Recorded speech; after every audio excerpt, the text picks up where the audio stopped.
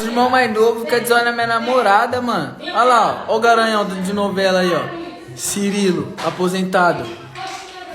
Não adianta ficar bravo não, mano. Um faz a cara e o outro faz o som. Vai, você começa fazendo a cara pra eu fazer o som. Pausa lá. Ai, que saudade da Sofia. Emprestei minha asa pro meu irmão, né? Agora eu vou falar pra ele ter cuidado, que ele vai sair. Hã? Ah, não tô acreditando nisso não, cara. Você vai sair de Urubu?